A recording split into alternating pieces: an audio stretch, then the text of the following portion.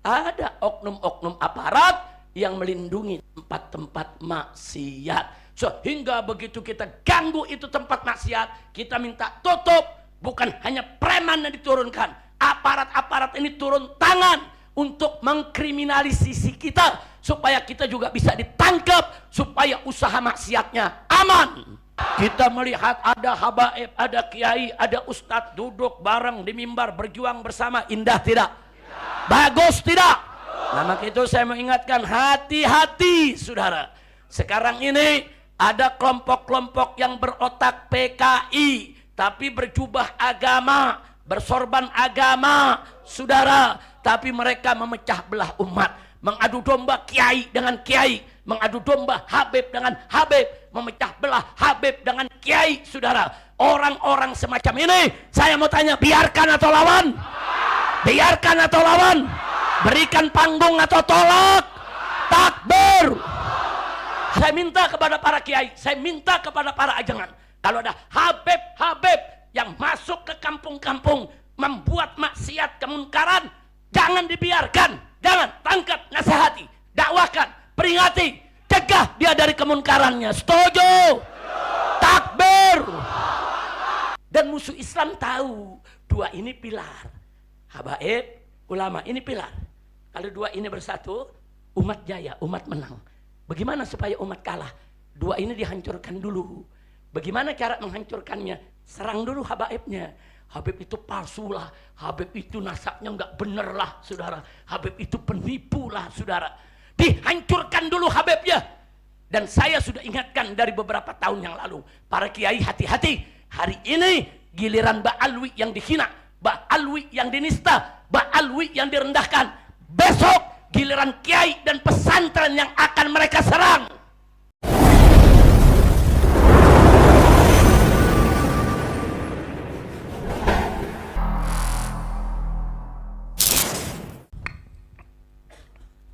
Assalamualaikum warahmatullahi wabarakatuh.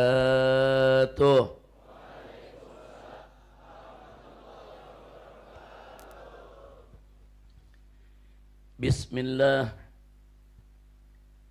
walhamdulillah wala hawla wala quwwata illa billah. Ashhadu an la ilaha illallah wahdahu la syarika lah, wa ashhadu anna sayyidana Muhammadan abduhu wa rasuluh la nabiyya ba'dah. Allahumma salli wa sallim wa barik ala sayyidina wa habibina wa syafi'ina wa maulana nabiyyina Muhammadin wa ala alihi at-tahirin at-tayyibin wa ashabihi al-ghurri al-mayamin wa man tabi'ahum bi ihsanin ila yaumiddin. Ahibba'il kiram,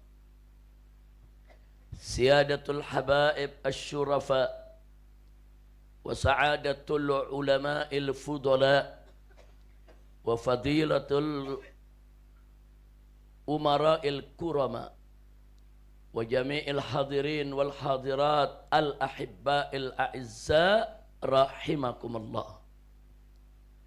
في هذه المناسبة السعيدة وبمثل هذا الاجتماع المبارك لا أنسى أن أوصيكم جميعا ونفسي بتقوى الله وبطاعة رسول الله صلى الله عليه وسلم.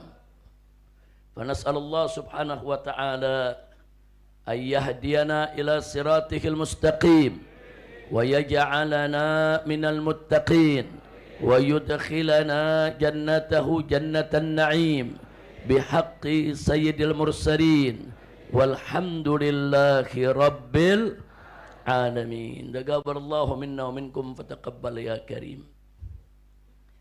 Satu kebahagiaan dan satu kehormatan bagi saya pada kesempatan pagi hari ini bisa hadir kumpul bersilaturrahim dengan seluruh jamaah kaum muslimin dan muslimat yang ada di Purwakarta yang kita cintai ini. Wabil khusus di majlis daripada Pondok Pesantren Al-Aqtab di bawah pimpinan dan asuhan serta binaan guru kita yang tercinta, akhina al-fadil al-muhtaram al-mukarram ad-da'i ilallah wal ustadul mubarak Kiai Haji Muhyiddin Abdul Jabbar hafidhahullahu ta'ala wa ra'ah, famatanallahu bituli hayati wa nafa'ana bi ulumi fid dini wad dunya wal akhirah, amin ya rabbal alamin. Saya sampaikan rasa cinta saya, rasa hormat saya kepada beliau, ajangan kita, guru kita yang baru saja menyampaikan arahannya untuk kita semua memimpin pembacaan salawat fatihnya. Mudah-mudahan kita selalu mendoakan agar beliau panjang umur dalam taat dan ibadah, dalam sehat wal afiat, diberikan kemudahan dalam setiap urusannya, dan diberikan kemenangan di dalam perjuangan dakwahnya, serta diberkahi keluarganya, muridnya, jamaahnya, pesantrennya, majelis taklimnya, bahagia dari dunia hingga akhirat, amin ya rabbal alamin. Begitu juga doa yang sama tentunya kita sampaikan, yaitu kepada Allah subhanahu wa ta'ala untuk guru-guru kita semua, para ajengan, para kiai yang hadir bersama kita di tempat ini yang tidak bisa saya hitung satu persatu, dan saya tidak menyebutkan nama-nama beliau satu persatu, sama sekali tidak mengurangi rasa hormat kita, yaitu rasa takrim, ihtiram kita, dan rasa mahabbah kita kepada mereka. Mudah-mudahan semua guru-guru kita yang tercinta, wabil khusus yang hadir bersama kita di tempat ini, baik dari kalangan habaibnya maupun dari kalangan kiainya, ajengannya, tuan-tuan gurunya, semoga semuanya senantiasa diberkahi oleh Allah subhanahu wa ta'ala. Dan pada akhirnya salam penghormatan ini saya sampaikan secara khusus bahkan istimewa kepada seluruh jamaah kaum muslimin dan muslimat yang hadir pada pagi hari ini di majelis yang penuh keberkahan ini. Mudah-mudahan semua jamaah nanti tidaklah pulang dari pondok ini, pulang dari majelis ini, pulang dari tempat ini kecuali dosanya diampuni oleh Allah, kesalahannya dimaafkan oleh Allah, penyakitnya disembuhkan, kesulitannya dimudahkan, kesempitannya dilapangkan, keluarganya diharmoniskan, utang piutangnya dilunaskan, diberikan keturunan yang solehin dan solehat. Dan kita mohon kepada Allah, kalau hari ini kita kumpul bersama di majlis atau pondok pesantren Aqtab ini, mudah-mudahan kelak kita kumpul kembali di surganya Allah subhanahu wa ta'ala bersama Nabi kita tercinta Sayyiduna Muhammad sallallahu alaihi wasallam, amin ya rabbal alamin. Majelis taklim pada pagi hari ini yang digelar setiap Senin pagi oleh guru kita ini merupakan hari yang cukup istimewa, di mana pada hari ini kita bukan hanya sekedar mengaji, tapi guru kita Kiai Haji Muhyiddin Abdul Jabbar, saudara, yang biasa disebut ajangan Cianting atau ajangan Rawing, yang sangat kita cintai, saudara, bahwa hari ini sekaligus juga kita menyambut akan datangnya sebentar lagi bulan Rabiul Awal. Kita ada di minggu-minggu terakhir daripada bulan Safar. Sebentar lagi kita masuk bulan Maulid, di mana-mana umat Islam memperingati Maulid Nabi yang tercinta Sayyiduna Muhammad sallallahu alaihi wasallam, sehingga kumpulnya kita pada pagi hari ini selain mengikuti pengajian rutin setiap Senin pagi, sekaligus juga kita bersama-sama menyambutnya datang bulan kelahiran seorang manusia besar yang punya nama besar, yang memiliki sejarah besar, karena berjiwa besar. Itu pun saudara daripada natijah karena dididik dan dibesarkan oleh yang maha besar, yaitu hari maulid kelahiran Nabi besar Muhammad sallallahu alaihi wa alihi wa sahbihi wasallam. Ahibail kiram, bicara tentang kelahiran kita punya Nabi, bulan Rabiul Awal yang merupakan bulan daripada kelahiran beliau, di mana-mana, bukan hanya di Indonesia tapi di seluruh dunia orang memperingati dengan penuh bahagia, penuh gembira, saudara. Nah, yang ingin saya ingatkan pada kesempatan pagi hari ini, baik untuk saya maupun untuk seluruh kaum muslimin dan muslimat, bahwa Nabi yang diperingati maulidnya di mana-mana negeri tersebut adalah seorang manusia yang dinyatakan oleh Allah dalam Al-Quranul Karim sebagai rahmat untuk semesta alam. Wallahu subhanahu wa ta'ala qala, wa ma arsalnaka illa rahmatan lil alamin. Jadi bukan manusia biasa, manusia yang menjadi rahmat untuk semesta alam. Jadi kalau ada yang bertanya apakah Nabi pasti akan mendapatkan rahmat, jawabnya pasti. Loh, kenapa pasti? Orang dirinya aja rahmat kok. Zatnya saja merupakan rahmat dari Allah subhanahu wa ta'ala. Kemudian saudara, Nabi yang kita peringati maulidnya pada hari ini dan diperingati oleh umat Islam di berbagai tempat adalah seorang Nabi yang dinyatakan oleh Allah dalam Al-Quranul Karim betapa agung akhlaknya, betapa mulia akhlaknya, sampai Allah menyatakan wa innaka la'ala khuluqin azim. Sesungguhnya engkau wahai Nabi, wahai Rasul, wahai Muhammad, betul-betul sungguh-sungguh memiliki akhlak yang agung. Syahadatun ilahiyah. Ini merupakan kesaksian dari Allah subhanahu wa ta'ala. Allah yang maha tahu apa yang dilakukan oleh Nabi di depan umatnya dan apa yang dilakukan oleh Nabi di belakang umatnya. Bahkan Allah yang maha tahu apa yang terlintas di benak Nabi alaihi salatu wassalam.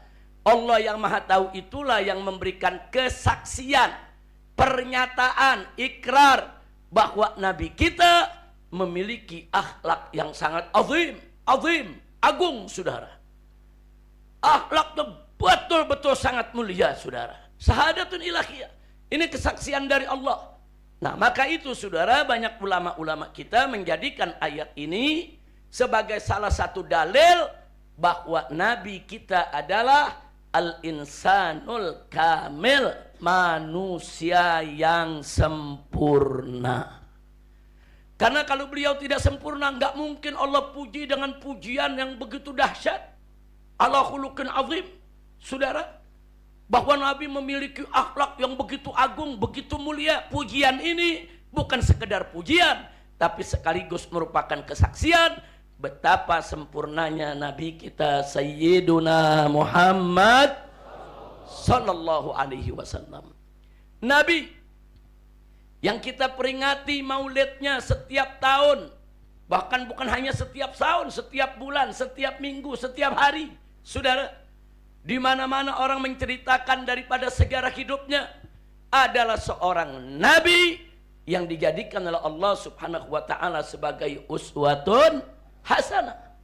Allah nyatakan dalam Al-Qur'anul Karim, faqala ta'ala laqad kana lakum fi rasulillahi uswatun hasanah. Enggak main-main. Kesuri tauladanan Nabi Allah nyatakan dalam ayat ini, saudara, laqad kana lakum fi rasulillah. Allah tidak mengatakan fi ibadati Rasulillah.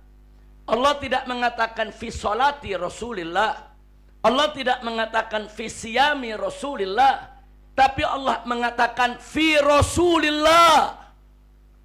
Kalau Allah sudah menyatakan fi Rasulillah, bahwa sesungguhnya fi Rasulillah, di dalam diri Rasulullah, bagi kamu sekalian ada uswatun hasanah, suri tauladan yang baik. Kalau Allah katakan fi Rasulillah, dalam diri Rasulullah, artinya apa saja yang datang dari Nabi adalah uswah buat kita semua, saudara. Jadi bukan sholatnya saja yang menjadi uswah buat kita, bukan puasanya saja yang menjadi uswah buat kita, saudara. Tapi semua apa saja yang datang dari Nabi, bagaimana Nabi memimpin keluarga, bagaimana Nabi memimpin masyarakat, bagaimana Nabi memimpin negara. Saudara, semuanya merupakan uswatun hasanah. Ada yang protes, Habib, Islam itu kan cuma ngatur ibadat. Kalau berekonomi jangan bawa-bawa Islam. Apalagi berpolitik, jangan bawa-bawa Islam. Islam, politik, Islam, ekonomi. Saudara, para sahabat Nabi tercinta radhiyallahu anhum pernah mengatakan, qad allamana Rasulullah sallallahu alaihi wasallam kulla syai'in hattal khara'a. Masya Allah. Apa kata para sahabat, saudara? Mereka mengatakan, qad allamana Rasulullah. Rasulullah itu sudah mengajarkan kami kulla syai'in, tentang segala sesuatu. Apa saja diajarkan oleh Nabi. Hattal khara', sampai urusan toilet diajarkan. Masya Allah. Urusan toilet, urusan kakus, saudara, urusan tempat buang air besar, air kecil, saudara, Nabi ajarkan. Seperti apa? Bagaimana kita memasuk ke kamar mandi, kaki mana yang dilangkahkan lebih dulu. Bagaimana kita keluar dari kamar mandi, kaki mana yang dikeluarkan lebih dulu. Apa zikir doa yang dibaca sebelum masuk ke toilet. Dan apa juga yang dibaca setelah keluar dari toilet, saudara. Apa yang boleh dan tidak boleh kita lakukan di dalam toilet, saudara. Bagaimana cara buang air kecil, bagaimana cara buang air besar, bagaimana cara istinja membersihkannya. Lengkap. Urusan toilet Nabi ajarkan lengkap kepada sahabat. Yang ingin saya garis bawahi, kalau urusan toilet saja Nabi ajarkan sampai sedetail itu, bagaimana urusan rumah tangga, bagaimana urusan keluarga, bagaimana urusan berniaga, bagaimana urusan bermasyarakat, bagaimana urusan bernegara. Omong kosong kalau Nabi tidak mengajarkan umatnya bagaimana berekonomi, bagaimana berpolitik yang benar, dan bagaimana hidup bermasyarakat maupun bernegara, saudara. Takbir. Sallu ala Nabi. Makanya dari tadi kita katakan Nabi itu al-insanul kamil. Saya punya guru tercinta, Syekhuna Al-Alimul Allamah Al-Imamul Muhaddith As-Sayyid Muhammad bin Alwi Al-Maliki Al-Makki Al-Hasani. Saudara, beliau mengarang sebuah kitab dengan judul Muhammad Al-Insanul Kamil. Di dalamnya beliau uraikan satu persatu dalil dari Al-Quranul Karim maupun hadis-hadis yang sahih, betapa sempurnanya Nabi kita Sayyiduna Muhammad sallallahu alaihi wasallam. Maka itu, Bapak Ibu yang saya cinta, saya bicara dalam politik pun Nabi merupakan uswatun hasanah. Bukan berarti hari ini saya ngajak Anda untuk ngaji politik, bukan. Bukan juga berarti saya ingin mengajak umat untuk berpolitik, bukan.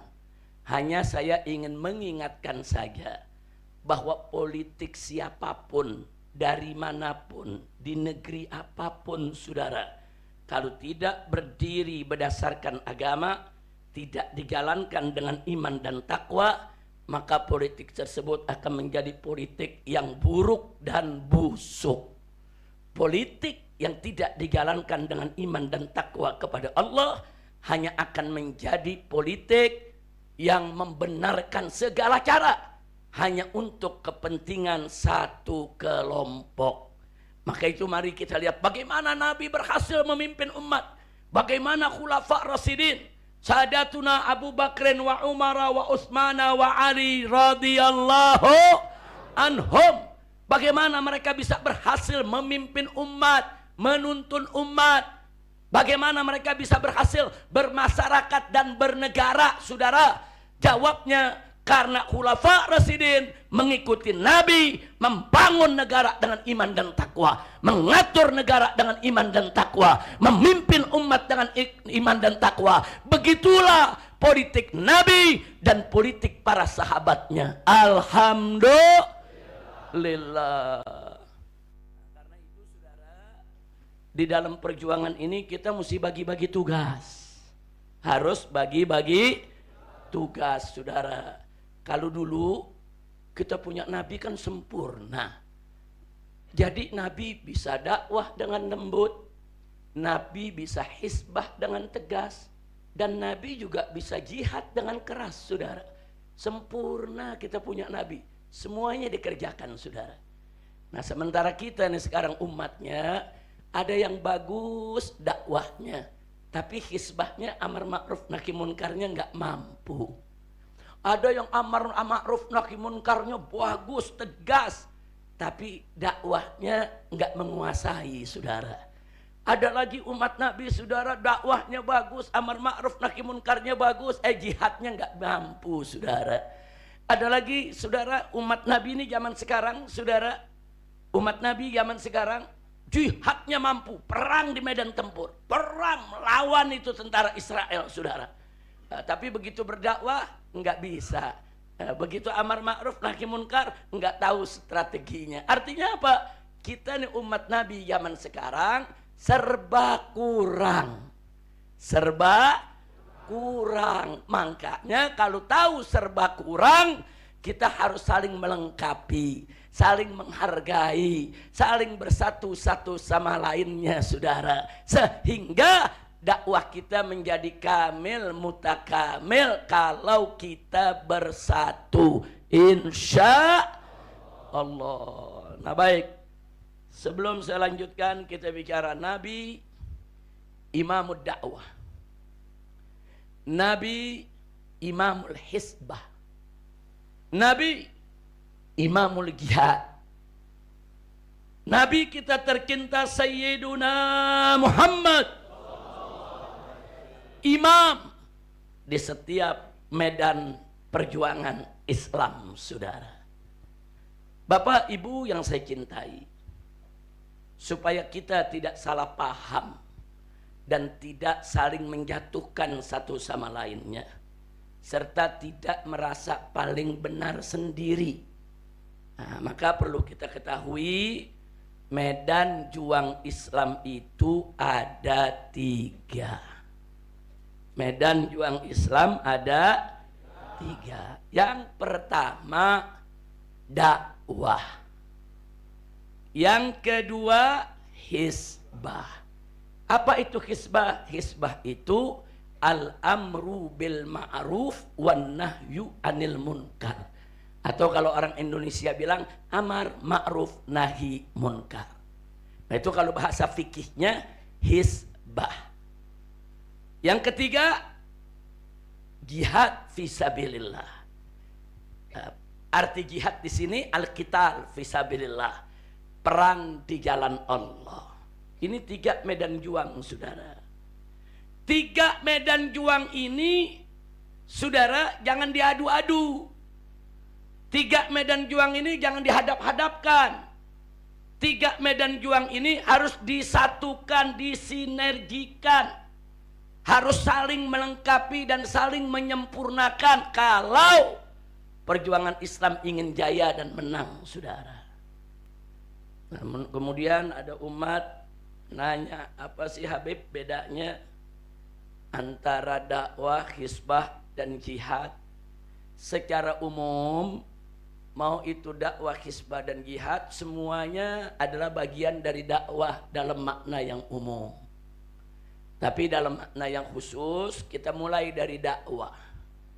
Dakwah itu, Pak, dari kata da'a yad'u da'watan, artinya mengajak. Dakwah itu artinya mengajak. Yang namanya ngajak harus santun, harus ramah, harus lembut, harus simpatik agar menarik. Yang namanya dakwah nggak boleh keras, nggak boleh kasar, saudara. Dakwah, namanya saja dakwah. Dakwah itu mengajak. Mana dalil dakwah dalam Al-Quran? Kita buka surat An-Nahl. Tatkala Allah subhanahu wa ta'ala memberikan petunjuk kepada Nabi bagaimana cara berdakwah kepada ahlul kitab yang ketika itu penuh di Madinah, saudara. Jadi Allah memberi petunjuk kepada Nabi bagaimana cara dakwah kepada mereka, orang-orang di luar Islam ini. Allah nyatakan kepada Nabi, faqala ta'ala ud'u ila sabili rabbika bil hikmah wal mau'izatil hasanah wajadilhum billati hiya ahsan. Shadaqallahul azim. Luar biasa, saudara. Nabi diperintahkan oleh Allah, ud'u ila sabili rabbika. Ajak mereka, wahai Nabi, ajak. Tuh orang-orang kafir, tuh orang-orang ahlul kitab, ajak mereka. Ajak mereka, ud'u, ajak mereka ila sabili rabbik, ke jalan Tuhanmu. Maksudnya ajak mereka masuk Islam. Ajak mereka menyembah Allah. Ajak mereka supaya mereka itu memeluk agama Islam. Ajak. Bagaimana caranya? Kata Allah, bil hikmah, dengan hikmah. Para ulama, saudara, mengartikan al-hikmah itu adalah al-ilmun nafi', ilmu yang manfaat. Ilmu yang manfaat itu adalah ilmu yang diamalkan. Saudara, kalau kita punya ilmu, kita nggak amalkan, nggak manfaat itu ilmu buat kita. Ilmu yang manfaat adalah ilmu yang diamalkan, saudara. Sehingga antara ucapan dengan perbuatan seiring sejalan. Antara ajakan dengan perilakunya sama. Saudara, jadi Allah kasih unjuk Nabi. Nah, cara dakwahnya bil hikmah. Artinya bil hikmah, saudara, ketunjukan kesuri tauladanan yang baik, akhlak yang bagus, dakwah di tengah mereka. Makanya berapa banyak dulu para sahabat Nabi masuk Islam karena kagum melihat akhlak Nabi. Karena Nabi akhlaknya begitu bagus, pada masuk Islam, saudara. Alhamdulillah. Yang kedua, saudara, Allah nyatakan wal mau'izatil hasanah. Berikan mereka pelajaran yang bagus. Nasihat-nasihat yang menyentuh, masuk ke relung hati mereka. Ini dakwah namanya. Nah, kalau mereka nggak mau terima, kalau mereka bahkan nantang-nantang Nabi, Allah ajarkan. Kalau mereka keras kepala, nggak mau nerima, wajadilhum billati hiya ahsan. Ajak mereka berdebat, ajak mereka diskusi, ajak mereka dialog. Tapi jangan lupa Allah nyatakan billati hiya ahsan, dengan cara yang terbaik. Subhanallah, bukan dengan cara yang hasan, yang baik, bukan, yang ahsan. Dengan cara yang terbaik. Nah, ini Bapak Ibu tercinta, ini disebut ayat dakwah. Ini bukan ayat jihad, bukan. Ini bukan ayat hisbah, bukan. Ini ayat dakwah. Jadi kalau ada yang tanya, kenapa dakwah harus lembut, rahmah, santun? Kenapa kok dakwah itu dalam mujadalahnya harus dengan cara yang terbaik, saudara? Nah, jawabnya, saudara, kenapa harus seperti itu, saudara? Agar simpatik dan menarik sehingga orang mau masuk Islam. Kalau dakwah keras, orang lari. Saudara, Allah sendiri yang menyatakan dalam Al-Quran, kalau kau keras kepada mereka ya Muhammad, lan faddu min haulik, bercerai-berai mereka, lari kau ditinggalkan. Ini namanya dakwah. Jadi kalau ada yang tanya lagi, mana dalil kalau dakwah itu harus lembut? Nah, ini dalilnya. Ud'u ila sabili rabbika bil hikmah wal mau'izatil hasanah wajadilhum billati hiya ahsan. Jadi kalau ada orang berdakwah dengan lembut, dengan santun, dengan ramah, dia benar. Saudara, memang begitu dakwah yang diajarkan oleh Nabi kita Sayyiduna Muhammad sallallahu alaihi wasallam. Nah, sekarang yang kedua, medan juang Islam yang kedua adalah hisbah. Apa itu hisbah? amar ma'ruf nahi munkar. Kita mulai dari amar ma'ruf, saudara. Amar ma'ruf itu bahasa Arabnya al-amru bil ma'ruf. Al-amru itu kata amara, amrun, artinya perintah, seruan, nyuruh, saudara. Jadi kalau dikatakan amar ma'ruf artinya suruh umat untuk berbuat kemakrufan. Suruh, perintahkan. Saudara, ini bukan ngajak, perintah. Ngajak sama perintah beda. Ngajak lembut, santun. Tapi kalau yang namanya perintah, nyuruh, wajib tegas, saudara. Bukan keras, tegas. Tegas. Gubernur menginstruksikan kepada para camat atau para bupati ke bawah, perintahnya harus tegas. Kiai memerintahkan para santri, saudara, dengan suatu tugas yang harus dilakukan, perintahnya harus tegas. Jadi kalau perintah bukan lembut, bukan, perintah harus tegas. Saya mau tanya, kalau di lapangan ada ribuan tentara lagi disiapkan oleh jenderalnya, saudara, saya mau tanya, itu jenderalnya menyatakan siap, geraknya tegas tidak? Siap gerak, tegas, saudara, tegas. Kenapa? Karena perintah, karena nyuruh, harus tegas. Kira-kira jelas gak?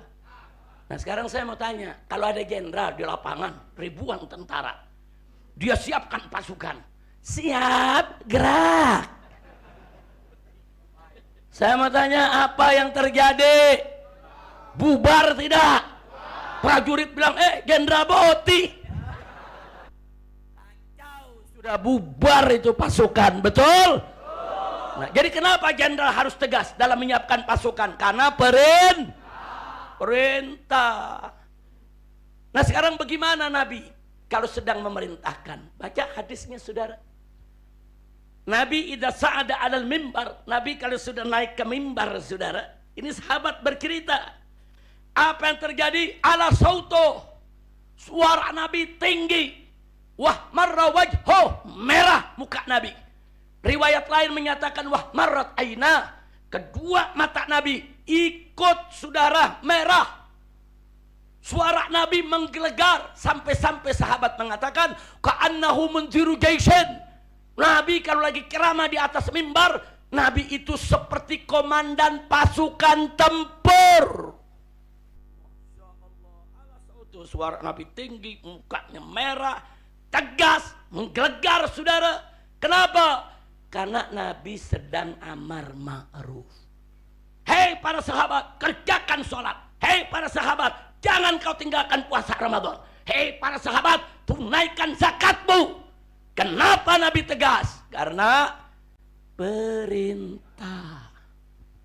Nah kalau Nabi sedang melakukan itu namanya Nabi sedang melakukan hisbah. Nah kalau hisbah jangan pakai ayat dakwah. Bukan pada tempatnya, ayat dakwah buat dakwah. Ayat hisbah buat hisbah, saudara. Nah hisbah juga ada nahi munkar. Lalu bagaimana nahi munkar yang diajarkan Nabi? Jelas Nabi mengatakan dalam hadis sahihnya, saudara. Nabi mengatakan, man ra'a minkum munkara falyughayyirhu biyadihi, fa in lam yastati fa bilisanihi, fa in lam yastati fa biqalbihi, wa dzalika ad'aful iman. Sadaqan Nabi sallallahu alaihi wasallam. Wa ballagha ar-risalah wa adda al-amanah wa nasaha al-ummah wa jahada fi sabilillahi haqqa jihadi. Jadi Nabi yang mengatakan man ra'a minkum munkara, barang siapa di antara kamu hai umat Islam ada yang melihat kemunkaran, kata Nabi falyughayyirhu biyadihi, wajib dia ubah itu kemunkaran dengan tangannya. Tangan secara hakiki ini arti tangan. Rubah dengan tangannya. Anak muda yang punya kekuatan, obrak-abrik itu maksiat yang ada di depan dia. Pak Camat yang tanda tangannya berlaku, tanda tangani surat untuk menutup tempat maksiat. Biliat. Tapi biliat kadang-kadang makna majazi kekuasaan, jabatan, kekuatan. Yang punya jabatan, cegah kemunkaran dengan jabatannya, saudara. Ini konsep nahi munkar. Tapi Nabi mengatakan fa'in nastati, kalau dia nggak mampu merubah dengan kekuasaan, dengan kekuatan, maka kata Nabi, fabilisani, ubah itu kemunkaran dengan lisannya, dengan mulutnya. Stop itu kemunkaran. Hei anak-anak muda, jangan kumpul kau untuk judi-judi. Bubar. Bubar kalian. Jangan mengundang murka Allah. Dengan lisan. Saudara, cegah. Kalau nggak mampu juga, mau diubah dengan lisan dia sendirian. Yang mabok 10 orang. Badannya gede-gede. Wah dia bengek lagi. Nah, dengan tangan saya nggak mampu. Dengan mulut saya nggak berani. Nanti saya digebukin. Saudara, apa kata Nabi? Fa'in mestati. Kalau masih nggak mampu juga, saudara, dengan lisannya, fabi golbe, maka wajib dia cegah, ubah itu kemunkaran dengan hatinya. Wadzalika ataful iman, dan itu selemah-lemahnya iman. Enggak apa-apa selemah-lemahnya iman, yang penting masih ada iman. Nah sekarang saya mau tanya, kalau yang lihat kemunkaran nggak mampu pakai tangan, nggak mampu pakai lisan, dia pakai hati, dia tolak itu kemunkaran, dia ingkari. Ya Allah, aku nggak ridho ini, ya Allah. Ya Allah, ini orang berbuat maksiat, berbuat kerusakan, ya Allah. Jauhkan aku dari balak, dari bencana karenanya, ya Allah. Dia rubah dengan hatinya, dia masih punya iman. Nah pertanyaan saya, orang nggak maksiat, cuma menentang maksiat, menentang munkar dengan hatinya. Nabi mengatakan itu selemah-lemahnya iman. Pertanyaan saya, lalu kalau yang maksiatnya bagaimana? Ini enggak maksiat, cuma menentang kemaksiatan dengan hatinya. Imannya disebut selemah-lemahnya iman. Lalu yang maksiatnya bagaimana? Saudara, artinya kalau secara logika, berarti yang melakukan maksiatnya nggak punya iman. Kan dikafirin nggak boleh. Kan ahlus sunnah wal jamaah punya prinsip murtakibul kabair la yukaffar. Siapapun yang melakukan dosa besar nggak boleh dikafirkan. Nah jadi kalaupun nggak kafir tapi imannya lebih rendah dari yang selemah-lemahnya iman, saudara. Kalau ibarat handphone, saudara, itu yang imannya kuat, itu baterainya masih 100%. 90%, 100%, nah itu imannya kuat. Nah yang imannya sedang-sedang, baterainya masih 50-60%, saudara. Nah kalau yang imannya lemah, ya baterainya udah 10%. Nah kalau yang maksiat, baterainya 0,5%. Hati-hati.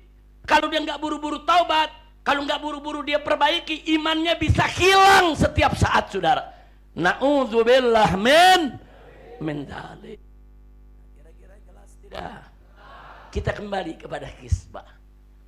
Jadi konsep hizbah bukan lembut, bukan santun, ramah, bukan arif, bijak, bukan. Konsep hizbah tegas, saudara. Nah jadi beda. Jadi kalau ada kiai, saudara lagi negor, jangan coba-coba kalian berzina. Jangan coba-coba main judi. Awas. Jangan terus dibilang, waduh kiai galak. Kok kiai dakwahnya nggak kayak Nabi? Kan dakwahnya mestinya bil hikmah. Saudara, kiai lagi melakukan hizbah, bukan dakwah. Kalau kiai lagi berdakwah, lembut, santun, ramah. Ini kiai lagi berhizbah. Kalau berhizbah, wajib tegas. Nah jadi nggak salah kiai yang dakwah dengan lembut, santun, masuk kata-katanya ke relung hati umat. Bahkan umat tersentuh, banyak yang bertobat karena ucapannya, saudara. Saudara, itu dakwahnya sudah betul sesuai dengan tuntunan Nabi Sayyiduna Muhammad Sallallahu Alaihi Wasallam. Terus ada kiai yang tegas, saudara, menolak narkoba, menolak aneka ragam kemunkaran, kemaksiatan. Tegas, tegas. Saudara, maka kiai juga sudah benar sesuai dengan tuntunan Nabi kita Sayyiduna Muhammad Sallallahu Alaihi Wasallam. Sekarang yang ketiga, saudara. Yang ketiga, al-jihad fi sabilillah. Jihad yang dimaksud di sini bukan jihad secara lughatan, bukan jihad secara bahasa. Kalau jihad secara bahasa, badlul juhdi fi taatillah, mengerahkan segala kemampuan untuk taat kepada Allah, itu jihad. Salat dengan sungguh-sungguh, itu jihad. Puasa dengan sungguh-sungguh, itu jihad. Mencari nafkah yang halal dengan sungguh-sungguh, itu juga jihad. Menjaga istri, menafkahi anak-anak di rumah, mendidik, membina, itu juga jihad.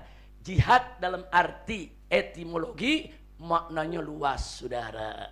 Tapi yang dimaksud jihad sebagai medan juang Islam adalah al-qital fi sabilillah, perang di jalan Allah.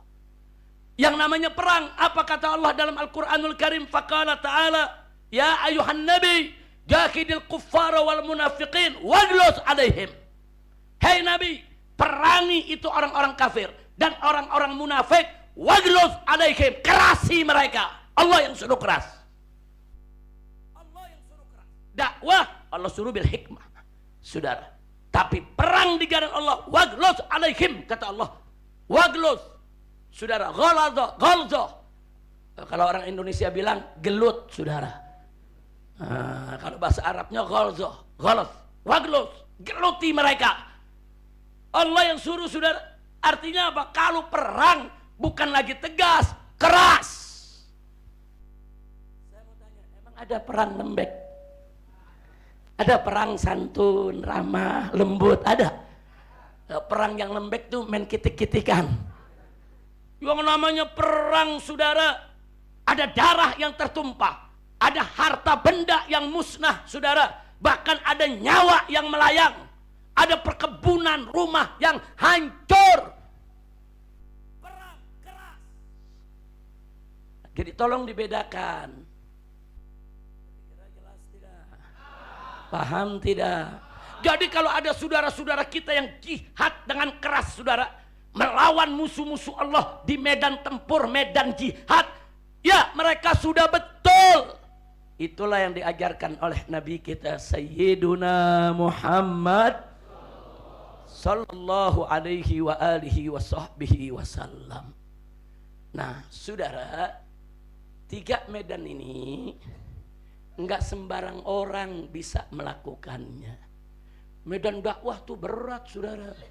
Siapa bilang, kalau medan dakwah aman-aman aja? Siapa bilang? Kita bikin majelis taklim aja, yang dengkiin ada. Betul? Betul? Enggak keras. Ada kiai, udah lembut, santun, bikin majelis taklim. Saya tanya, yang hasut ada enggak? Yang iri ada enggak? Ada. Yang lembut aja didengkiin, diiriin, saudara. Itu yang dakwah tuh, yang dakwah dengan lembut, diiriin, dimusuhin.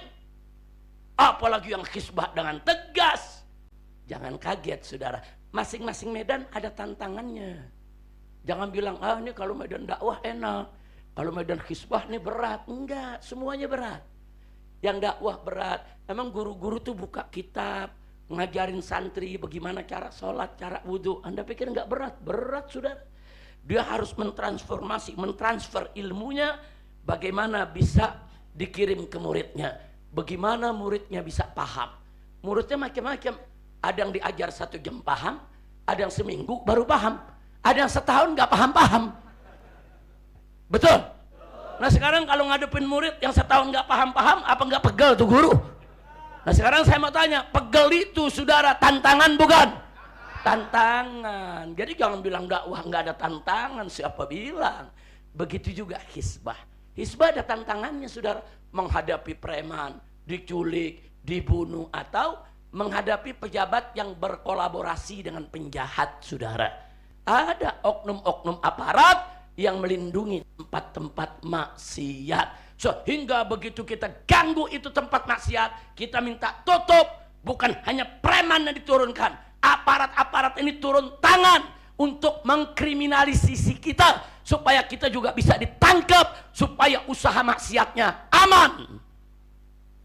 Jadi ada, apalagi jihad. resikonya terbunuh. Resikonya mati di medan jihad, saudara. Jadi semua medan saya tanya, ringan atau berat? Ringan atau berat? Berat, saudara. Nah, kembali yang saya jelaskan tadi soal Nabi. Nabi itu sempurna. Nabi imam dalam dakwah. Nggak ada orang yang dakwahnya lebih hebat dari Nabi. Dakwahnya lebih indah dari Nabi. Dakwahnya lebih santun dari Nabi. Tidak ada. Nabi adalah khairadain, sebaik-baiknya orang yang berdakwah, saudara. Begitu juga di medan hisbah, amar ma'ruf nahi munkar. Nggak ada orang, saudara, yang hisbahnya lebih hebat dari Nabi, yang hisbahnya lebih cakep dari Nabi. Nggak ada. Nabi manusia sempurna, imamul hisbah, saudara, imam di dunia hisbah. Begitu juga jihad, saudara. Nggak ada orang lebih berani dari Nabi, lebih hebat strateginya dari Nabi. Bayangkan, saudara, dari 28 perang yang dipimpin oleh Nabi, saudara, hanya sekitar 5 atau 6 perang yang berakhir dengan pertumpahan darah. Sisanya, saudara, ada musuh yang lari nggak jadi perang, ada musuh yang akhirnya minta maaf, minta damai, saudara. Ada musuh yang setelah dinasehati, diberi peringatan, nggak jadi dia perang melawan umat Islam. Nah, jadi jangan bilang, oh Nabi itu doyan darah, Islam ini agama pedang. Dari 28 kali perang, saudara, 5-6 hanya itu aja yang terjadi pertumpahan darah. Seperti perang Badar, perang Uhud, saudara. Perang Hondak pun cuman beberapa orang, saudara, karena musuh nggak berhasil masuk ke Madinah. Artinya Nabi kita cerdas, Nabi kita hebat, Nabi kita pintar, ahli strategi, mampu merebut kemenangan di dalam medan tempur. Perang yang hampir 30 kali perang, hanya 5 yang terjadi pertumpahan darah. Takbir. Sallu ala nabi. Jadi Nabi imam dalam dakwah, imam dalam hisbah, imam dalam jihad. Nah sekarang baiklah, sebelum saya akhiri, saudara, kita nih sekarang, para habaib, para kiai, para ajengan, kita kan gak ada yang sempurna. Betul? Betul? Kita nih gak sempurna. Kalau habib sama kiai dituntut harus bisa dakwah, harus bisa hisbah, harus bisa jihad. Nggak ada yang mampu, saudara. Nggak ada yang mampu. Ada guru, ustadz, kiai, dakwahnya luar biasa bagusnya, saudara. Kata-kata yang keluar dari mulutnya begitu indah, begitu menyentuh. Sampai-sampai banyak orang yang jahat bertaubat akibat dengar dakwahnya, saudara. Tapi begitu diajak hisbah, amar ma'ruf nahi munkar, dia nggak bisa. Loh kenapa Habib nggak bisa? Alasannya banyak. Mungkin dia sakit, saudara. Masa orang sakit mau dipaksa untuk amar ma'ruf nahi munkar? Atau mungkin memang dia nggak punya keberanian. Masa orang nggak berani dipaksa? Nggak boleh dong. Sayyidatuna Aisyah radhiyallahu taala anha, istri Nabi, itu pernah berfatwa di mana beliau menyatakan laki-laki yang pengecut nggak boleh ikut jihad. Nggak boleh. Sebab kalau kita tahu dia penakut nih, jangan dipaksa jihad. Nanti kalau dipaksa jihad, kumpul dengan mujahidin, bisa mengganggu keberanian yang lain. Yang lain lagi perang, dia lagi terkencing-kencing. Yang lain lagi perang, dia lagi gemeter, ya istri saya bagaimana, anak saya bagaimana. Mujahid yang lain yang tadinya udah lupa itu dengan rumahnya, jadi ingat, saudara. Kenapa Siti Aisyah mengatakan yang penakut jangan diajak jihad. Dan banyak ulama mendukung fatwa Siti Aisyah, saudara. Nah, jadi jangan dipaksa. Ada kiai memang dari mudanya dia orangnya lembut, santun, saudara. Jangan kata berantem, dibentak orang dia bisa nangis. Ayo, ada gak? Yang dari muda nih, dari jadi santri dibentak nangis, ada gak? Ada, padahal dia lelaki, saudara. Nah kalau yang seperti ini biarkan dia dakwah dengan lembut, biarkan dia dakwah dengan menyentuh. Jangan dipaksa untuk amar ma'ruf nahi munkar. Nah, begitu juga, saudara, sebaliknya. Kadang-kadang ada orang hisbah berani, saudara. Keluar masuk penjara, diculik, disiksa, dia nggak peduli. Keluarganya diancam, dia nggak peduli, saudara. Luar biasa. Bahkan di medan jihad juga dia berani, dia bertempur, dia lawan musuh, sedikit tidak gemeter, saudara. Begitu disuruh dakwah, buru-buru ceramah, sambutan dia gemeter, saudara. Padahal di luar jagoan, berani, saudara. Begitu disuruh sambutan doang, cerita bagaimana pengalaman jihadnya. Ada gak? Ada gak? Jangan disalahkan, itu bukan bidangnya, saudara. Bukan. Coba suruh berkelahi di jalan, oh paling depan, saudara. Coba suruh jihad, paling depan, saudara. Tapi disuruh bicara, apalagi buka kitab, wah itu nggak kekebet-kebet, itu lembaran, saudara. Kira-kira jelas gak? Jelas gak? Nah, jadi beda orang, beda kemampuan. Betul? Betul? Nah sekarang yang ketiga nih, jihad. Ada orang hebat di medan jihad, saudara. Wah, udah puluhan orang kafir dibunuh sama dia, saudara. Tapi lagi-lagi, kalau disuruh amar ma'ruf nahi munkar nggak mampu. Karena amar ma'ruf nahi munkar dengan jihad etikanya beda. Dalam amar ma'ruf nahi munkar nggak boleh bunuh orang. Dia jihad bunuh orang melulu. Kalau dia disuruh amar ma'ruf nahi munkar, wah, pedagang minuman keras dibunuh ini. Saudara, bahaya. Nah, dia nggak mampu. Tapi kalau jihad, jagoannya, saudara. Nah, kalau memang dia bisanya jihad, terjunkan ke medan jihad. Jangan terjunkan ke dakwah, jangan terjunkan ke hizbah.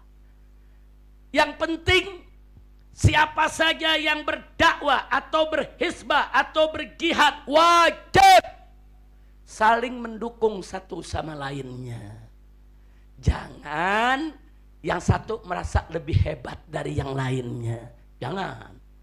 Ada orang dakwahnya lembut, pengikutnya jutaan orang, saudara, luar biasa, dari mana-mana dia datang disambut. Begitu bicara amar ma'ruf nahi munkar, dia cela-cela kiai yang amar ma'ruf nahi munkar. Apa tuh amar ma'ruf nahi munkar? Keras, enggak meniru Nabi, itu enggak mencontoh Nabi. Jangan dideketin. Dia merasa dirinya paling suci, paling benar, paling mulia. Saya tanya, ada gak? Ada gak? Enggak boleh. Dia dakwah dengan lembut, wajib kita dukung. Tapi dia menghina orang yang amar ma'ruf nahi munkar, haram. Ya Allah, di malam hari dia berdoa, hambamu ini enggak mampu amar ma'ruf nahi munkar, ya Allah. Aku punya penyakit ini, umurku sudah tua, nggak mampu, ya Allah. Begitu juga yang hizbah sama jihad dengan berani, jangan sombong, jangan sok jago, jangan merasa paling hebat, paling kuat, saudara. Wah, merasa diri udah paling hebat, keluar masuk penjara, keluar masuk medan tempur, sok berani. Akhirnya apa dia ngomong? Ah, itu kiai-kiai itu yang ngajar ini, ngajar itu, lembut, itu kayak kue apem. Lembek tuh semuanya, pengecut. Ada gak yang begitu? Ayo saya tanya, ada gak yang begitu? Enggak boleh, saudara. Kok seenaknya mengatakan orang pengecut? Itu ghurur namanya, saudara. Dia tertipu dengan dirinya sendiri, saudara. Enggak boleh. Kau sudah berani medan tempur, teruskan, kami dukung. Kau sudah tegas dalam amar ma'ruf nahi munkar, teruskan, kami dukung. Tapi jangan sekali-kali kau hina ulama-ulama kami yang di pondok pesantren, yang di majelis taklim, yang buka kitab, yang mengajar dengan hati mereka. Kau jangan sombong mentang-mentang kau jihad.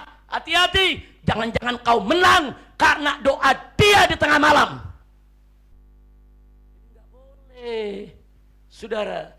Jadi yang dakwah, yang hizbah, yang jihad harus saling menghargai.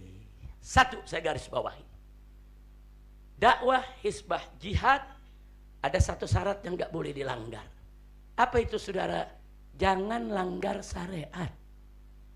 Dakwah dengan lembut silakan, tapi jangan langgar syariat. Dakwah dan hizbah dengan tegas silakan, tapi jangan langgar syariat. Ada orang dakwahnya lembut. Saudara-saudara, ibu-ibu dan bapak-bapak yang saya cinta, semoga Anda semua dirahmati Allah, diberikan keindahan hidup. Ketahuilah bapak-bapak, ibu-ibu, daging babi itu nggak apa-apa dimakan.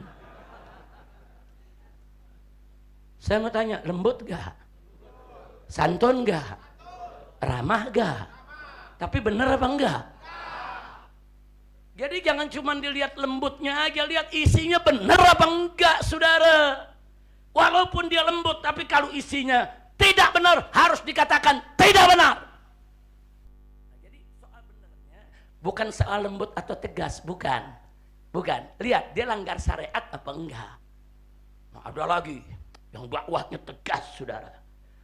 Saudara-saudara kaum muslimin, kaum muslimat, harus tahu kalian semua ya, babi itu halal. Udah keras keblinger. Ada gak yang begitu? Enggak boleh juga. Jadi ini bukan soal lembek, bukan soal keras. Jangan langgar syariat. Lembut, saudara-saudara. Takutlah kepada Allah. Agar Allah mencintai kita, jauhkan makanan yang haram. Babi itu haram, saudara. Diharamkan oleh Allah dan Rasulnya. Bagus gak? Bagus gak? Lembut gak? Satu lagi, saudara-saudara, jangan coba-coba makan babi. Itu haram, diharamkan oleh Allah. Nggak boleh umat Islam makan babi. Hati-hati, yang makan babi Allah akan murka, berdosa kalian. Tapi isinya salah apa benar? Benar. Kira-kira saya kasih contoh begitu, paham nggak? Sadayana ngartos tak ngartos. Ini yang Habib ajarkan barusan nih, sadayana nih terang terang. Sadayana parantos ngartos. Alhamdulillah. Jadi yang barusan tuh parantos ngartos nggak perlu diterjemahkan nama jangan. Karena semua udah paham. Tapi memang modalnya Habib segitu doang bahasa Sunda. Tapi insya Allah ke depan kita lebih bisa menguasai bahasa Sunda. Karena saya membangun pondok pesantren di tanah Sunda. Yaitu di kota Bogor, Megamendung. Alhamdulillah. Baik saudara, sebelum saya akhirnya kita ambil kesimpulan. Sebelum kesimpulan, saya ingin memberikan perumpamaan antara yang dakwah dengan hisbah. Dakwah dan hisbah ini, Bapak Ibu tercinta, ini bagaikan kerjaan para petani. Dakwah itu ibarat petani menabur bibitnya. Menabur bibitnya, memberikan pupuknya, menyirami tanamannya, itu dakwah, saudara. Sedangkan hisbah itu seperti kerjaan petani memberantas hama. Baik hama wereng atau hama tikus, saudara, dia berantas, dia bunuh itu hama, saudara. Nah, jadi ini perumpamaan dakwah dan hisbah. Artinya kalau ulama se-Indonesia dakwah saja, semua dakwah, semua buka pesantren, semua buka majelis taklim, semua buka kitab, tapi nggak ada yang hisbah, nggak ada yang perang lawan narkoba, nggak ada yang perang lawan judi, nggak ada yang perang lawan pelacuran, saudara, nggak ada tuh yang perang lawan LGBT, nggak ada yang amar ma'ruf nahi munkar, semuanya sibuk dakwah. Nah itu sama juga petani se-Indonesia sibuk semuanya tiap hari nanam padi. Tiap hari menanam padi terus nanam padi. Hamanya nggak diberantas, hamanya nggak dibasmi. Saudara, diserang nih hama nih, tikus-tikus yang merusak panen dibiarkan. Saya tanya, kira-kira panennya gagal tidak? Gagal. Ayo ngaku semua, panennya gagal gak? Gagal gak? Nah sekarang kalau petani, saudara, kalau orang dakwah terus ibarat petani yang terus nanam padi. Tikusnya nggak diberantas, nanti kalau panen apa? Ayo, panen apa? Panen padi apa panen tikus? Panen padi apa panen tikus? Saudara, enggak, maksud saya panennya gagal atau berhasil? Gagal atau berhasil? Gagal, udah nanam padi terus hamanya didiemin, betul? Nah sekarang yang kedua, orang yang hisbah. Kalau ulama se-Indonesia sibuk nggak buka pesantren, nggak buka majelis taklim, nggak buka kitab, nggak ngajar, semuanya sibuk. Yang satu perang lawan narkoba, yang satu perang lawan penjudi, yang satu perang lawan minuman keras, yang satu lagi perang lawan pelacuran. Semuanya sibuk hisbah. Nggak ada yang ngajar, nggak ada tuh yang buka kitab, ngajarin sholat, ngajarin puasa, nggak ada. Itu ibarat petani se-Indonesia tiap hari sibuk bunuhin tikus. Dia bunuhin tikus, padinya nggak ditanam-tanam. Kira-kira nanti 6 bulan setahun kemudian panennya apa? Panen apa? Panen tikus. Kira-kira paham gak nih? Ini perumpamaan, saudara. Masal, begitu dakwah dan hisbah, kalau nggak dijalankan bersama. Ada yang nanya, Habib, bagaimana kalau ada petani? Pintar nanamnya, pintar milih pupuknya, pintar mengelola tanahnya. Tapi dia nggak mampu untuk memberantas hama. Nggak apa-apa, terusin nanam padinya, terusin hidupi sawahnya. Lalu bagaimana soal hamanya, Habib? Minta bantuan kepada petani yang mampu. Kerjasama, sinergi. Dia yang nanam padi, sahabatnya yang memberantas hama. Dengan kerjasama yang baik, panennya bisa bagus, tidak? Begitulah dakwah dan hisbah. Habib, saya bisa dakwah, tapi saya nggak mampu hisbah. Kenapa nggak mampu hisbah? Saya ada penyakit, Beb. Penyakit jantung. Takutnya nanti begitu dibentak preman, saya mati lagi, Beb. Ya, masa orang sakit jantung mau dipaksa? Betul? Betul? Ada juga, saudara. Saya ketemu seorang kiai besar. Habib Rizik, terima kasih Anda dengan kawan-kawan melakukan hisbah.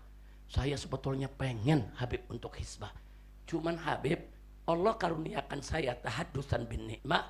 Saya punya pondok pesantren. Santri saya ada 20.000. Saya bukan gak berani, Habib. Cuman ini tiap hari saya ngajar, saya punya santri 20.000. Nah kalau saya hisbah, saya ditangkap, saya dipenjara 2 tahun, 5 tahun. Terus santri saya yang ngajar siapa, Habib? Saya mau tanya, alasannya benar tidak? Benar. Ya udahlah Habib, maklumin. Saya tidak ikut ke lapangan hisbah bersama Habib, tapi saya doain. Tiap hari sama santri saya doain. Saya doain, tapi Habib juga doain kita yang sedang mengajar santri. Ini namanya bagi-bagi tugas. Betul? Saya mau tanya, bagi tugas bagus tidak? Indah tidak? Takbir. Sallu ala nabi. Sama gitu saya tanya, kalau ulama yang dakwah, ulama yang hisbah, ulama yang jihad, bersatu, saling mendukung, saling mendoakan. Saudara, setuju tidak? Dukung tidak? Takbir. Sallu ala nabi. Ini yang saya mau sampaikan, saudara. Jadi tolong para habaib, para kiai yang berdakwah dengan lembut, teruskan dakwahnya. Yang penting jangan langgar syariat dan jangan merendahkan mereka yang hisbah dan jihad.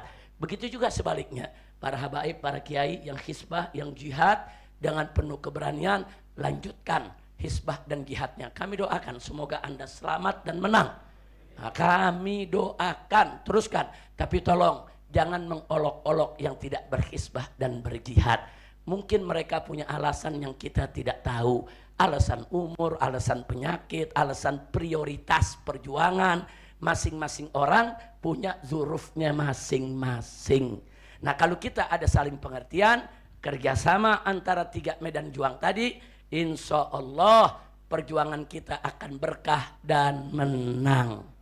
Insya Allah. Nah karena itu di sini mana saya punya menantu, mana Habib Muhammad bin Hadi Al-Habsyi, begitu juga Habib Hussein Segaf, mana ada Habib Muhajir.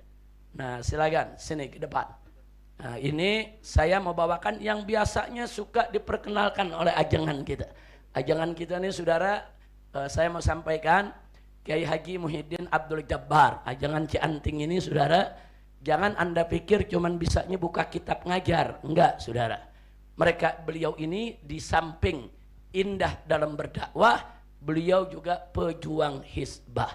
Dan beliau enggak berhenti, di pondok pesantrennya selalu mendoakan orang-orang yang jihad, orang-orang yang hisbah saudara. Dan beliau bertemu saya beberapa kali, luar biasa dukungan daripada perjuangannya. Ya, saya dengan ajangan rawing ini saudara berbagi tugas. Berbagi tugas. Biarkan ajangan rawing ini yang menanam padinya, enggak apa-apa. Saya yang bunuhin tikusnya saudara. Takbir. Setuju tidak? Dukung tidak?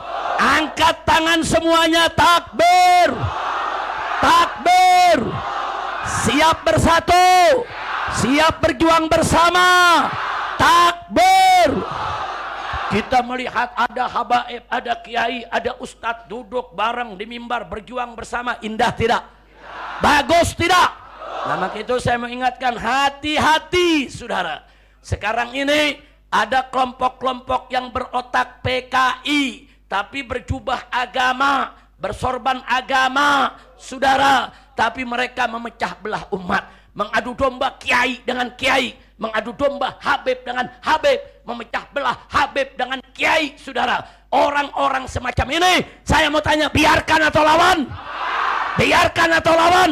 Berikan panggung atau tolak? Takbir. Habib kiai bersatu, indah tidak? Takbir. Tapi khusus habaib, sebagai zuriyah Nabi saya ingin berikan peringatan dan nasihat. Anda habaib, Anda turunan Nabi, jangan bikin maksiat di tengah umat. Jangan. Anda ini kalau berbuat dosa, double dosanya. Dosa karena maksiat yang Anda lakukan, dan dosa karena menodai kehormatan ahlul bait Nabi. Jangan. Jadi keluarga Nabi, turunan Nabi, jadi uswah di tengah umat. Jadi contoh, jadi teladan. Jangan menipu, jangan mencuri, jangan maksiat. Nanti gara-gara 1-2 habib berbuat maksiat secara terbuka di tengah masyarakat, semua habaib menjadi jelek namanya. Betul? Betul? Maka itu saya minta kepada para kiai, saya minta kepada para ajangan, kalau ada habib-habib yang masuk ke kampung-kampung membuat maksiat kemunkaran, jangan dibiarkan, jangan, tangkap, nasihati, dakwahkan, peringati, cegah dia dari kemunkarannya. Setuju? Takbir. Sebab maaf Pak Kiai, banyak kiai-kiai muhibbin, cintanya luar biasa sama ahlul bait. Saya ngomong begini, apa dia bilang nggak berani, Beb. Betul dia buat maksiat, tapi kan dia cucu Nabi, Beb. Saya nggak berani. Nanti kalau Nabi akhirnya marah kepada saya bilang enggak, Kiai. Enggak. Nabi enggak pernah merestui anak keturunannya berbuat maksiat. Justru kalau Kiai betul cinta kepada Nabi, cinta kepada keluarga Nabi, jaga. Jangan sampai ada keluarga Nabi yang menodai kemuliaan kehormatan ahlul bait Nabi. Nah, maka itu saya ingatkan juga semua umat nih. Semua umat saya ingatkan saudara. Hormati, cintai, hargai para habaib, tapi jaga juga mereka. Jangan sampai mereka merusak. Nah, begitu juga para kiai di sini. Hati-hati umat, jangan kurang ajar kepada kiai, saudara. Jangan, hati-hati. Kiai itu bukan sembarang manusia, saudara. Kiai itu, saudara, ulama itu, apa kata Allah dalam Al-Qur'anul Karim, saudara? Apa kata Allah? Innama yakhshallaha min ibadihil ulama. Sesungguhnya, saudara, hamba-hamba Allah itu yang betul-betul takut kepada Allah adalah ulama. Ulama. Bahkan di dalam Al-Quran, saudara, Allah nyatakan, yarfa'illahu alladzina amanu minkum walladzina utul ilma darajat. Allah meninggikan kedudukan derajat orang beriman di antara kamu dan yang memiliki ilmu. Ulama dimuliakan Allah, ulama ditinggikan Allah. Jangan kurang ngajar kepada ulama. Mau habibnya, mau santrinya, umatnya, jangan kurang ngajar kepada ulama. Yang takut kepada Allah. Ulama dimuliakan, ditinggikan derajatnya oleh Allah. Artinya apa? Kita wajib memuliakan ulama yang dimuliakan Allah. Kita wajib meninggikan kedudukan derajat para ulama yang ditinggikan derajatnya oleh Allah. Wajib. Nggak sampai di situ. Ulama itu tempat rujukan bertanya umat. Allah yang menyatakan dalam Al-Quran, fas'alu ahla dzikri in kuntum la ta'lamun. Tanya kepada ahlu dzikir. Siapa itu ahlu dzikir? Ulama. Tanya mereka, manakala engkau tidak tahu. Jadi ulama itu tempat rujukan. Terus ulama mau dikurang ajari, saudara, hati-hati. Jangan tuan-tuan guru kita, jangan kita, kiai kita, saudara, yang punya pesantren besar, yang punya pesantren kecil, yang muridnya banyak, yang muridnya sedikit, mereka ulama, wajib untuk kita hormati. Bahkan Nabi mengatakan, al-ulama warasatul anbiya. Ulama pewaris para nabi. Habaib zuriyah Nabi. Ulama pewaris Nabi. ini pilar umat, saudara. Habaib Ba'alwi sebagai zuriat Nabi, saudara, wajib taat kepada Allah. Mereka pilar umat yang harus kita muliakan, kita jaga. Dan ulama pewaris Nabi itu juga pilar umat, nggak boleh roboh, saudara. Wajib kita hormati, wajib kita cintai. Dan musuh Islam tahu dua ini pilar. Habaib, ulama, ini pilar. Kalau dua ini bersatu, umat jaya, umat menang. Bagaimana supaya umat kalah? Dua ini dihancurkan dulu. Bagaimana cara menghancurkannya? Serang dulu habaibnya. Habib itu palsu lah, Habib itu nasabnya nggak bener lah, saudara. Habib itu penipu lah, saudara. Dihancurkan dulu Habibnya. Dan saya sudah ingatkan dari beberapa tahun yang lalu, para kiai hati-hati. Hari ini giliran Ba'alwi yang dihina, Ba'alwi yang dinista, Ba'alwi yang direndahkan. Besok giliran kiai dan pesantren yang akan mereka serang. Dan terbukti, saudara. Kemarin kita lihat, saudara, pesantren-pesantren dihina. Apa kata mereka? Pesantren-pesantren itu, saudara, di dalamnya hanya ada penindasan dan penjajahan. Pondok pesantren Lirboyo, siapa yang nggak tahu pondok pesantren kaum Nahdiyin yang tua dan besar, saudara, yang melahirkan ulama-ulama se-Indonesia. Di pesantren ada kerja bakti, santri-santri pakai ember, ngangkut semen, oper-operan untuk ngecor bangunan. Wajar tidak? Wajar tidak? Oh, difilmin sama mereka, saudara. Udah difilmin, dikasih narasi. Inilah lihat kehidupan pesantren, penjajahan, penindasan. Ini kata dia harus dihentikan. Terus santri cium tangan kiai, saudara. Itu santri diajarkan nyembah-nyembah kiai. Kurang ajar.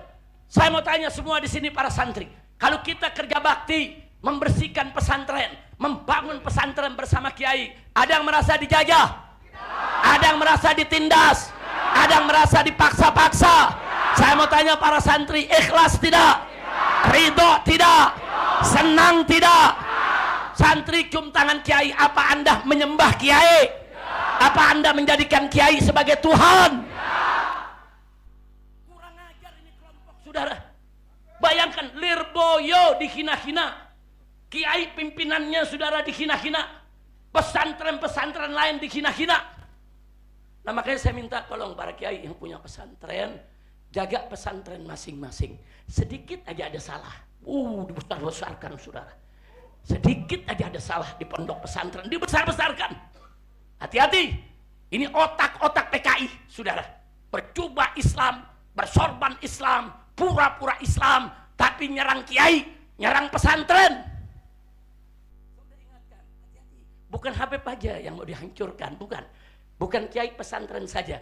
Tujuan akhirnya hancurkan Islam.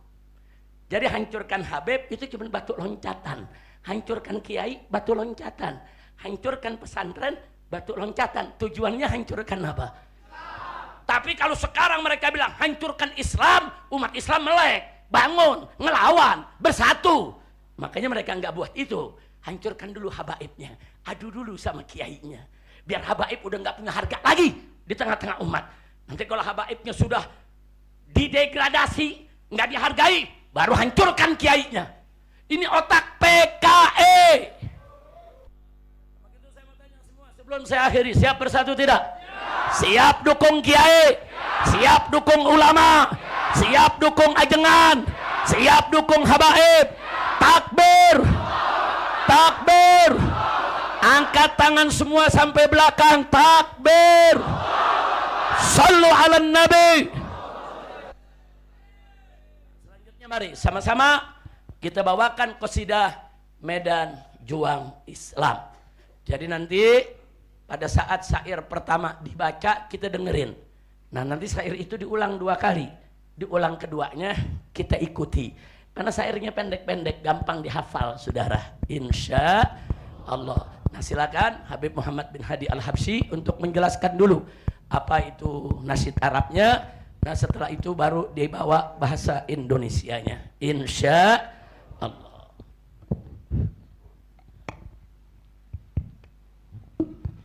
Ayo sadayana jawab nu kompak. Siap dukung ulama yang berdakwah? Siap dukung ulama yang berhisbah? Siap dukung ulama yang berjihad? Takbir! Sallu ala nabi. Jadi medan juang Islam adalah qasidah yang digubah oleh Sayyidil Walid, yaitu Imam besar Al-Habib Muhammad Rizik bin Hussein bin Syihab. Kita doakan semoga Allah jaga beliau, dijaga zahir batinnya, dimenangkan perjuangannya, digobul hajat-hajatnya. Amin ya rabbal alamin. Saudara, jadi medan juang Islam, lirik setiap refnya menggunakan bahasa Arab, yaitu dengan istighfar. Bagaimana liriknya? Pertama, Astaghfirullah Rabbi ya syakur, Astaghfirullah Rabbi ya sabur, Astaghfirullah Rabbi ya syakur, Astaghfirullah Rabbi ya sabur, Astaghfirullah Rabbi al-Ghafur, Astaghfirullah min kulli ghurur, Astaghfirullah Rabbi al-Ghafur, Astaghfirullah min kulli ghurur. Jadi lirik pertamanya Astaghfirullah Rabbi ya syakur, kemudian Rabbi ya sabur, itu diulang 2 kali. Apa? Rabbi ya syakur dan Rabbi ya sabur. Yang kedua, Astaghfirullah Rabbi ya ghafur, kemudian Astaghfirullah min kulli ghurur, itu juga diulang sebanyak 2 kali. Semua tim hadrah bisa diiringi ya. Semuanya juga siap, keluarkan suaranya untuk bersolawat. Siap. Sallu ala nabi. Astaghfirullah Rabbi ya syakur, Astaghfirullah Rabbi ya sabur, Astaghfirullah Rabbi ya syakur, Astaghfirullah Rabbi ya sabur, Astaghfirullah Rabbi ya ghafur, Astaghfirullah min kulli ghurur, Astaghfirullah Rabbi ya ghafur, Astaghfirullah min kulli ghurur. Medan juang Islam adalah 3, mesti diingat, jangan dilupa. Medan juang Islam adalah 3, mesti diingat, jangan dilupa. Pertama dakwah, kedua hisbah, ketiga jihad fisabilillah. Pertama dakwah, kedua hisbah, ketiga jihad fisabilillah. Astaghfirullah Rabbi ya syakur, Astaghfirullah Rabbi ya sabur, Astaghfirullah Rabbi ya syakur, Astaghfirullah Rabbi ya sabur, Astaghfirullah Rabbi ya ghafur, Astaghfirullah min kulli ghurur, Astaghfirullah Rabbi ya ghafur, Astaghfirullah min kulli ghurur. Dakwah haruslah bijak dan lugas, Hizbah mestilah cerdas dan tegas, dakwah haruslah bijak dan lugas. Hizbah mestilah cerdas dan tegas, jihad medannya berani dan keras, berkorban hingga terakhir nafas. Jihad medannya berani dan keras, berkorban hingga terakhir nafas. Astaghfirullah Rabbi ya Syakur, astaghfirullah Rabbi ya Sabur, astaghfirullah Rabbi ya Syakur, astaghfirullah Rabbi ya Sabur, astaghfirullah Rabbi ya Ghafur, astaghfirullah min kulli ghurur, astaghfirullah Rabbi ya Ghafur, astaghfirullah min kulli ghurur. Setiap medan wajib diisi oleh yang pantas dan memang ahli. Setiap medan wajib diisi oleh yang pantas dan memang ahli. Semua medan wajib sinergi, jangan merasa benar sendiri. Semua medan wajib diisi oleh yang pantas benar sendiri. Astaghfirullah Rabbi ya Syakur, astaghfirullah Rabbi ya Sabur, astaghfirullah Rabbi ya Syakur, astaghfirullah Rabbi ya Sabur, astaghfirullah Rabbi ya Ghafur, astaghfirullah min kulli ghurur, astaghfirullah Rabbi ya Ghafur, astaghfirullah min kulli gurur. Setiap medan wajib diisi oleh yang pantas dan memang ahli. Setiap medan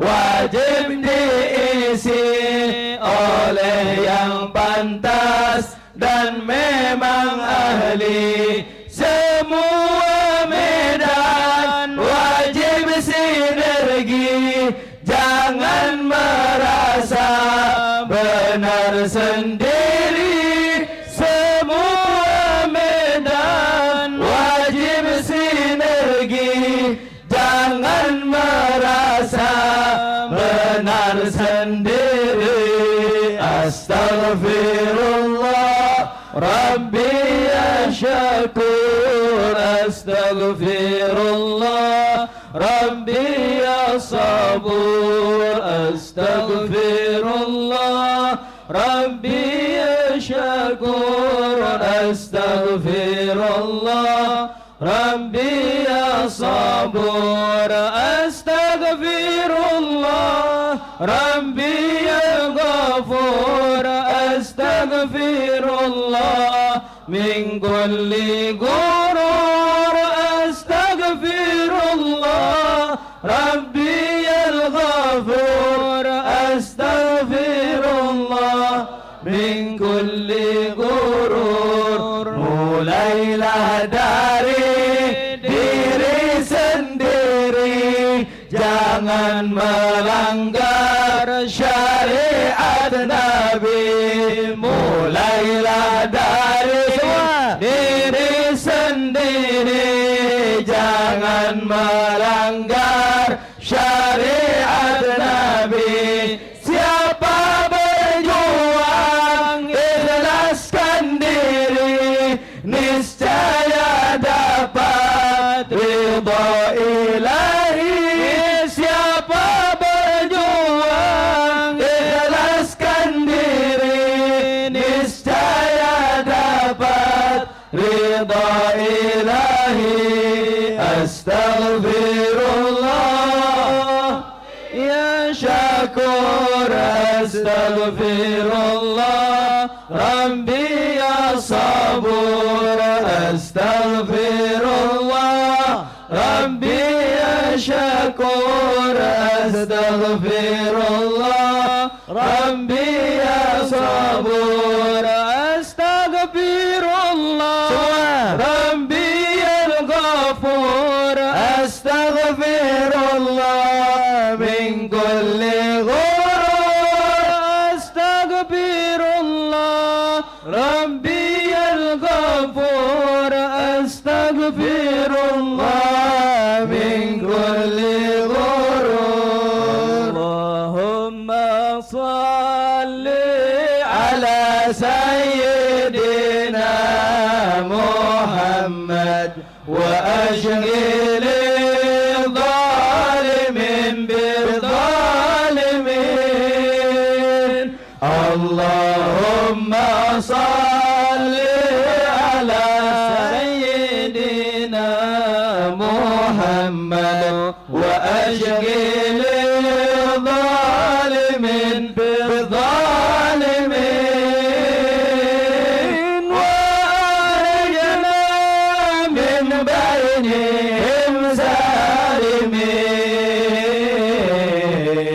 وعلى آله وصحبه أجمعين. صلى الله ربنا على نور المبين أحمد المصطفى سيد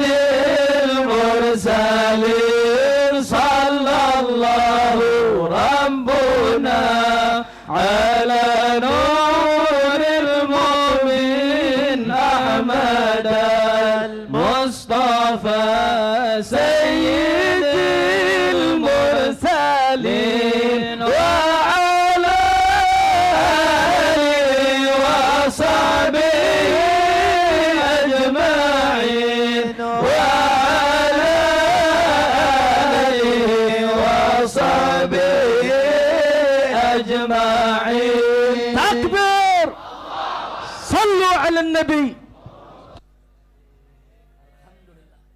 Barusan kita membawakan nasyid Medan Juang Islam. Tadi dibawakan oleh 3 menantu saya, ya ikhwan. Yang diri di samping saya barusan Habib Muhammad bin Hadi Al-Habsyi, lulusan Jamiatul Wasitiyah yang ada di Husaisah di Hadramaut. Kemudian yang diri di sebelah ujung tadi itu Habib Hussein bin Anis Asgaf, itu lulusan Jamiatul Ahqaf di Hadramaut. Sedangkan yang diri di kiri saya tadi itu Habib Muhajir Ali Idrus. Habib Muhajir ini putra daripada Habib Zaki. Habib Zaki ini besan saya. Jadi beliau ini dari dulu dengan saya berjuang di FPI sebagai kawan, sebagai teman, dan beliau ini sebagai Imam FPI Provinsi Jawa Barat. Dari teman belajar, teman berjuang, akhirnya jadi besan. Alhamdulillah. Dan baru seminggu yang lalu saya punya putri, menantu beliau melahirkan, dapat anak perempuan, cucu saya yang ke-17.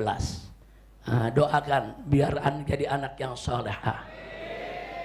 Pak, Bapak, Pak, jangan pikir Habib udah tua. Saya baru 16 tahun. Kalau bacanya dari kanan ke kiri. Nah, kita kalau baca Arab kan dari kanan ke kiri 16, tapi kalau dari kiri ke kanan 61. Alhamdulillah, doakan. biar semua saya punya menantu, anak-anak saya, begitu juga anak-anak bapak, menantu bapak, semua keluarga diberkahi oleh Allah Subhanahu wa taala. Nah, akhirnya sekali lagi kepada Kiai Haji Muhyiddin Abdul Jabbar hafizahullah taala wa ra'ah, kita sampaikan terima kasih, jazakallah khair. Beliau ini bukan hanya seorang guru, bukan hanya seorang muallim, tapi di belakang Anda semua para muridnya, Anda tidak tahu, beliau mendukung banyak pergerakan amar ma'ruf nahi munkar. Jadi selama ini saya dengan beliau ini memang bagi-bagi tugas, kan bagi-bagi tugas. Ada yang tugasnya doa, ada yang tugasnya ngajar, ada yang tugasnya di lapangan, ada yang tugasnya menjara melulu ya kawan. Nah, bagi-bagi tugas nggak apa-apa, yang sementing saling mendoakan. Dan banggalah Purwakarta. Purwakarta ini bukan sembarangan ya kawan. Ini kota santri sejak dulu kala, bukan baru. Di sini ada pakunya ulama, pakunya umat Islam, yaitu almarhum Syekhuna Mamak Sempur, saudara. Anda supaya tahu, ulama-ulama besar di Banten, ulama-ulama besar di Bogor, ulama-ulama di besar Jawa Barat, itu banyak berguru bersanad kepada Mamak Sempur, saudara. Yang sekarang alhamdulillah anak cucunya, keluarganya terus melanjutkan daripada perjuangannya. Alhamdulillah, termasuk guru besar kita yang duduk di depan kita semua, saudara. Jadi bangga, saudara. Jadi kalau Purwakarta ini jadi kota ulama, kota santri, bahkan gurunya dari para guru, saudara. Seperti guru-guru besar di Bogor, saudara. Ada Kiai Haji Abdullah bin Nuh, ada Mama Abdullah bin Nuh, ada Mama Falak, saudara. Ada Mama Bakri, saudara. Semuanya lulusan Sempur. Kiai-kiai di Banten yang besar-besarnya banyak lulusan Sempur. Bangga tidak? Bersyukur tidak? Takbir. Siap jaga Purwakarta? Siap jaga kiai ulama ajangan di Purwakarta? Takbir. Sallu ala nabi. Dan alhamdulillah sampai hari ini ulama di Purwakarta enggak sedikit, banyak ya ikhwan. Nah, makanya saya pesankan sekali lagi, jangan kurang ngajar kepada ulama. Hati-hati, hati-hatilah umama masmum, saudara. Hati-hati, dagingnya ulama tuh beracun. Anda ngomongin ulama sama juga Anda lagi makan daging beracun, saudara. Anda akan rusak, akan binasa kalau benci kepada ulama, memusuhi ulama. Na'udzubillah min dzalik, saudara. Nah, itu saja yang bisa saya sampaikan pada hari ini. Mudah-mudahan manfaat untuk kita semua. Nah, doakan juga ini Habib Zaki alaihi terus sebagai Imam FPI di Jawa Barat, semoga tetap istiqomah, diberikan ketenangan, kemenangan dalam perjuangan dakwahnya. Nah, terakhir sebagai penutup saya mengundang, boleh ngundang nggak? Boleh ngundang nggak? Ajangan Cianting boleh ngundang nggak nih Kiai? Nah, insya Allah tanggal 24 Agustus bertepatan dengan tanggal 11 Rabiul Awal, malam 12 Rabiul Awal, kami saudara bersama keluarga besar Front Persaudaraan Islam, begitu juga Pesantren Markas Syariat, akan menggelar Maulid Akbar di Petamburan, Jakarta. Pagi jam 8 pagi sampai jam 12 siang khusus untuk kaum wanita. Malam dari Ba'da Isya sampai selesai khusus untuk kaum pria.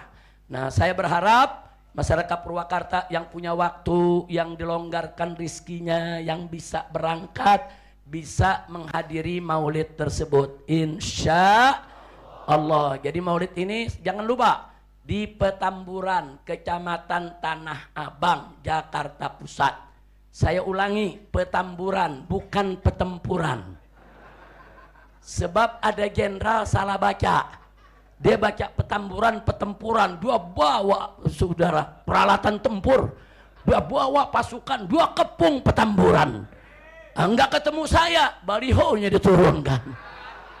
Kacau tidak? Kacau tidak? Itu gara-gara salah baca tuh. Nah, makanya jangan salah baca, bukan Petempuran. Apa namanya?